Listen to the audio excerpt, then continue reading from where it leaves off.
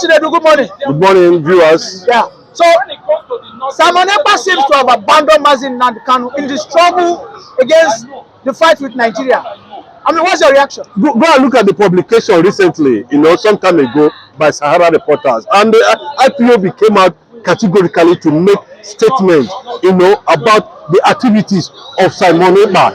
And of course, when you look at it, that somebody come out and said he is the self-acclaimed Prime Minister of Biafra in exile. There's nothing wrong with forming a government of exile when there is this consensus of people of indigenous in that direction. But we're not seeing something like that about anything that has to do with Simon Ekpa. And you just sit down one day and come up and say you are gone. Who told you that? Who made you come? Who endorsed you as the Prime Minister of Biafra? There are rumors that it was Nnamdi Kanu.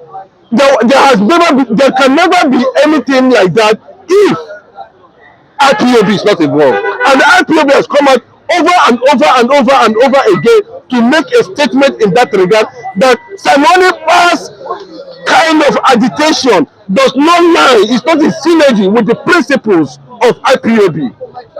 And that is where they stand to today.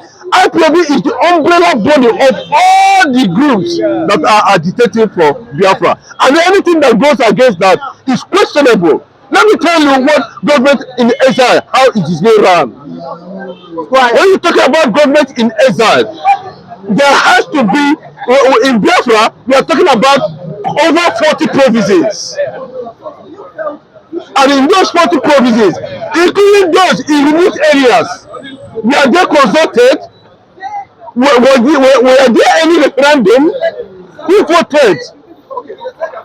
Is that how they intend to run the kind of black kingdom we're talking about?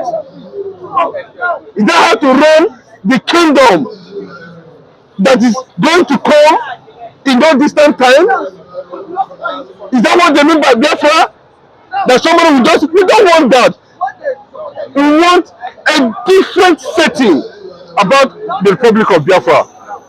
We don't want this kangaroo movement of that tyrannical rule. No, people need to be consulted very well. I'm coming, sir. Just 1 minute.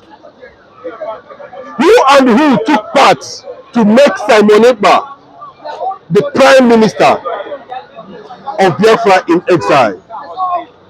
You can only form a parallel government and have a de facto leadership.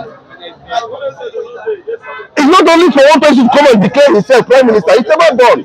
So that is why we are having this kind of misunderstanding. A lot of people are having misunderstanding over the ideology and the pattern of the relationship between IPOB and somebody like Simon Ekpa.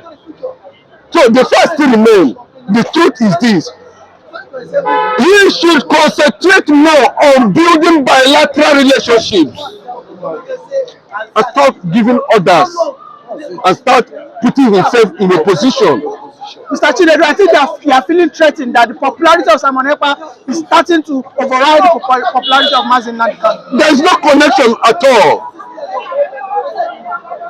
Nnamdi Kanu is law and order. He said it when even in court premises.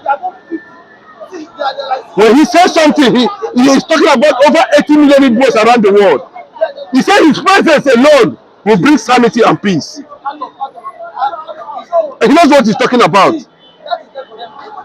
If Simon Ekpa is claiming to be a disciple of Nnamdi Kanu, a disciple can become a master.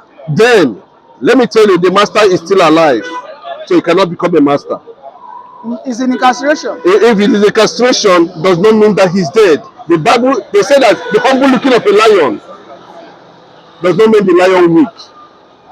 Nnamdi Kanu being in DSS custody does not make him weak. Nnamdi Kanu has refused to do certain things any other person would have done. He's determined, very brave. If you still watch his antecedents in the court that day, you know that this man has something to still offer. The fear or the level of the kind of agitation, principles that is going to come up with, that will take us to the next level. Then, if that will happen, is he going to struggle with the entire umbrella of Biafras around the world over the issue of government in exile. Why this confusion?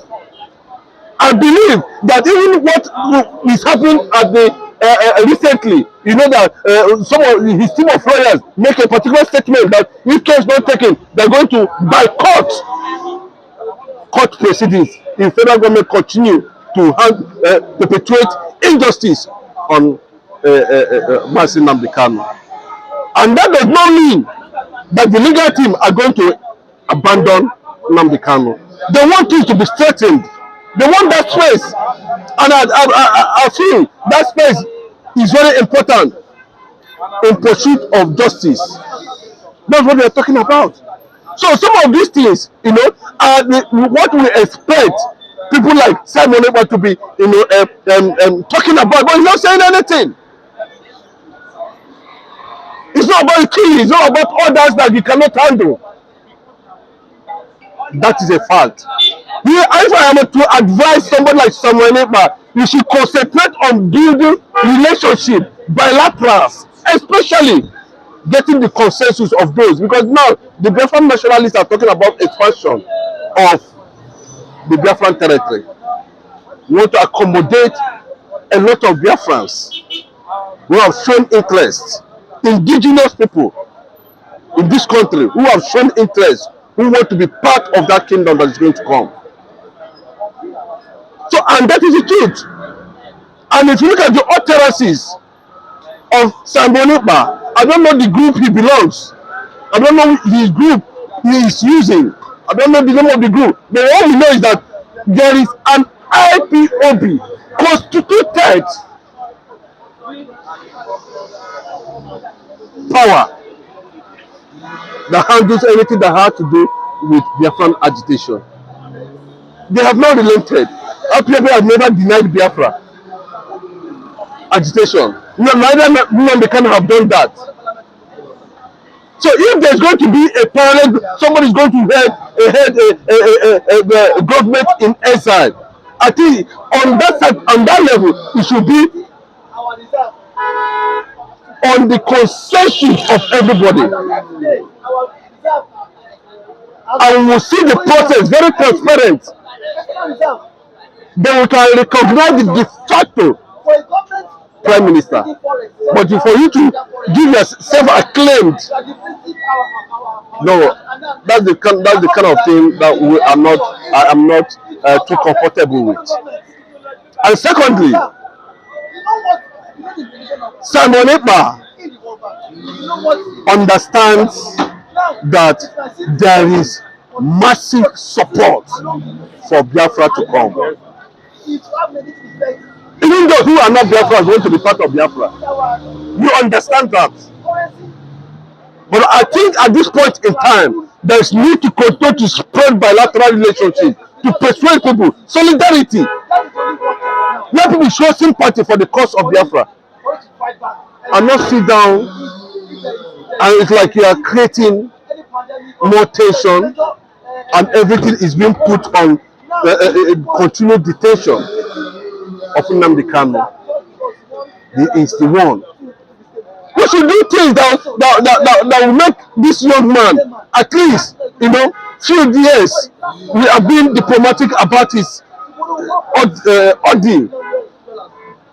And we want this thing to be solved once and for all. We are all Biafrans, including me. Me, I want Biafra. And I do not want it anymore on a platter, or because see, if you want blood, if you want to bring war into it, then you should concentrate more on having the majority of the international community on your side. And before you have majority of the international community on your side, you must have undergone stages of bilateral agreements. Thank you, Mr. Chinedu. Thank you. Thank you very much.